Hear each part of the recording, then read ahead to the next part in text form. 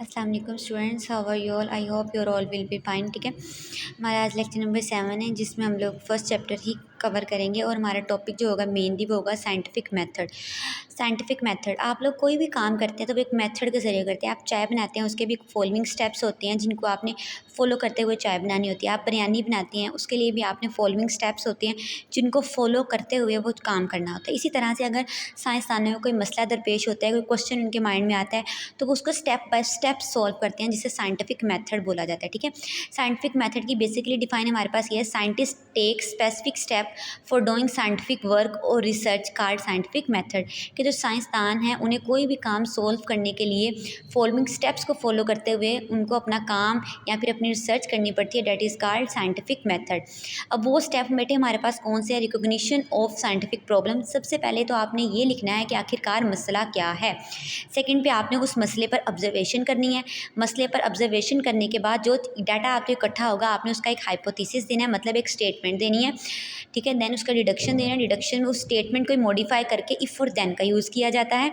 Next experiment, एक काम हो गया, अब आपने एक्सपेरिमेंटली उस चीज़ को प्रूव करना है, देन अपना रिजल्ट देना है और अपनी समरी देनी है। ठीक है, हम लोग वन बाय वन इसको डिस्कस कर लेते हैं। सबसे पहले बेटा recognition of scientific problem. Recognition मतलब आइडेंटिफाई करना है आपने कि आखिर आपका मसला क्या है। First step involve identifying and defining a scientific problem. Such problem either ask by someone और सम और कम इन बायोलॉजिकल माइंड। मतलब वो मसला आपको कोई दूसरा के भी कह सकता है कि भाई ये मसला है, इसको सोल्व करो, या फिर बैठे बैठे वो आपके दिमाग में भी आ सकता है। ठीक है, नेक्स्ट फॉर एग्जांपल के तौर पे आप लोग देख रहे हो कि इस एरिया में जो प्लांट है वो हमेशा लंबे ग्रो करते हैं। आपने एक दिन देखा कि अब वो छोटे ग्रो करना शुरू हो गए, उनकी हाइट छोटी है, तो ये एक प्रॉब्लम हो सकती है साइंटिफिक। आपने इसको ऑब्जर्व किया, ठीक है, ये एक आपके पास क्वेश्चन आ गया। नेक्स्ट है ऑब्जर्वेशन। ऑब्जर्वेशन है मेरा हमेशा 5 सेंसेस को यूज़ करते हुए की जा सकती है। हम अपनी आइज़ के ज़रिए भी चीज़ों को ऑब्जर्व करते हैं, टेस्ट के ज़रिए भी ऑब्जर्व करते हैं, नोज़ के ज़रिए स्मेल करके भी ऑब्जर्व करते हैं, हम अपने टच से भी बता सकते हैं, हम सुन कर भी बता सकते हैं। तो 5 senses are use for making observation.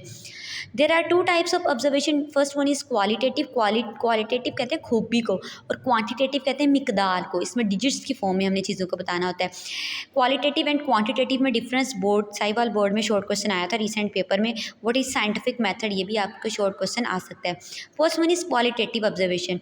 Date can be measured in number, date can not be measured in number. इसको हम नंबर में बयान नहीं कर सकते। For example colour of flower, ठीक है, फूल का जो रंग है वो उसकी खूबी है, हम उसको मिकदार में नहीं बता सकते। Second one is quantitative. That can be measured in number, जिसको हम नंबरों में बता सकते हैं, जैसे number of bird in a tree, कि एक दरख्त पे कितने परिंदे बैठे हुए हैं, एक नंबर की फॉर्म में बताएंगे, तो दिस इज़ अ क्वांटिटेटिव। तो अब एमसीक्यूज पूछा जा सकता है कि कौन सी ऑब्जर्वेशन मोर एक्यूरेट होती है, खूबी वाली, क्वालिटी वाली, या फिर क्वांटिटी वाली।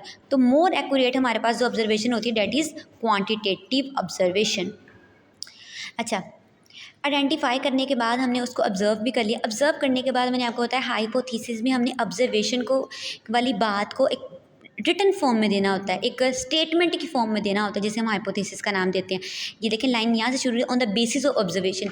ऑब्जर्वेशन की बेस पे scientist develop statement that prove answer of scientific problem. तो tentative answer of scientific problem is called hypothesis. की ऑब्जर्वेशन की बेस पे आपने जो स्टेटमेंट दी सवाल का जवाब बताने के लिए, उस स्टेटमेंट को आपने एक टेंटेटिव आंसर हो गया आपके पास, एक लॉजिकल स्टेटमेंट होगी, this is called hypothesis. What is hypothesis, write down the characteristics of good hypothesis. ये भी साहिवाल बोर्ड में लॉन्ग क्वेश्चन आया था। तो एक अच्छे हाइपोथेसिस की क्या क्या खूबियाँ हो सकती हैं। First one is it is propose statement to answer the problem, it always match with available observation. ये ना हो आपने ऑब्जर्व कुछ और किया और जवाब आप कुछ और देने और सवाल आपके पास कुछ और, ठीक है। तो जो अवेलेबल ऑब्जर्वेशन है उसी के अकॉर्डिंग आपने जवाब देना है। टेस्ट और एक्सपेरिमेंट, ठीक है, जो आपने चीज़ देखी है उस पर एक्सपेरिमेंट बार बार करके आपने उसको प्रूव करना है। और there is always way to disprove hypothesis. और ये भी पॉसिबिलिटी हो सकती है कि आपका हाइपोथेसिस रिजेक्ट हो जाए। एट अ टाइम बहुत से साइंसदान काम कर रहे होते हैं, बहुत से हाइपोथेसिस आते हैं, तो हर हाइपोथेसिस एक्सेप्ट नहीं होता, उनमें से एक एक्सेप्ट होता है और बाकी सारे के सारे रिजेक्ट हो जाते हैं। नेक्स्ट है बेटे डिडक्शन। डिडक्शन क्या होती है, इसी हाइपोथेसिस को जब आप लॉजिकल फॉर्म में दोगे और इफ और देन का यूज़ करोगे, this is called deduction. Logical result of hypothesis are called deduction. Deduction follow pattern of if and then. इसकी स्टेटमेंट में इफ और देन। अगर एक मसला है इफ़, तो देन के साथ आपने उसका आंसर लिख के उसको बताना है, ठीक हो गया। नेक्स्ट है experiment. It is the most basic step of scientific method. Scientist perform experiment to test all hypothesis. जितने भी साइंसदानों ने हाइपोथेसिस दिए अलग अलग, उन सबको टेस्ट किया जाता है एक्सपेरिमेंट के ज़रिए, और सिर्फ एक हाइपोथेसिस को एक्सेप्ट किया जाता है, बाकी के सारे क्या हो जाते हैं हमारे पास, रिजेक्ट हो जाते हैं। यहाँ पे एक्सपेरिमेंट में दो बातें आ जाती हैं, experimental group and control group, ठीक है। ये भी डिफरेंस आपसे शॉर्ट क्वेश्चन पूछा जा सकता है। एक्सपेरिमेंटल ग्रुप ऐसा ग्रुप होता है जिसमें हम चीज़ों को ट्रीटमेंट दे के यूज़ कर रहे होते हैं। फॉर एग्जांपल आपके पास ए एक्सपेरिमेंट है और एक है बी एक्सपेरिमेंट।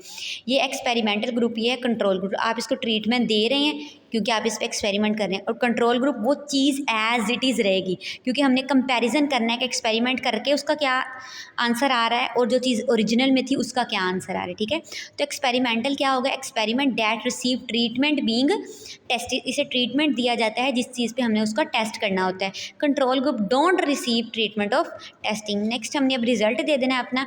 रिजल्ट में क्या करते हैं, साइंसदान सारे के सारे डाटा को कलेक्ट कर देते हैं एक्सपेरिमेंट से, ठीक है, और उसका स्टैटिस्टिकल एनालिसिस होता है। स्टैटिस्टिकल एनालिसिस करते हैं, उसके ज़रिए उसके ग्राफ्स बनाते हैं और एक समरी की फॉर्म में उसको पेश कर देते हैं। Scientist collect data from experiment, use statistical analysis and graph to summarise result. Scientist publish their finding in scientist journal and book, और उसके बाद उसको वो पब्लिश कर लेते हैं, जर्नल की फॉर्म में पब्लिश करें या फिर एक बुक लिखते हैं उसके ऊपर, ठीक हो गया। साइंटिफिक मेथड था ये हमारा कि किस किस स्टेप को फॉलो करते हुए साइंसदान अपने सवालात को हल करते हैं। इससे रिलेटेड आपका कोई भी क्वेश्चन हो, कोई भी किसी भी किस्म का मसला, मैं आपको बार बार कहती हूँ आप कमेंट में अपना क्वेश्चन राइट डाउन कर दिया करें ताकि मैं उसका आंसर कर सकूँ। Okay, thank you so much.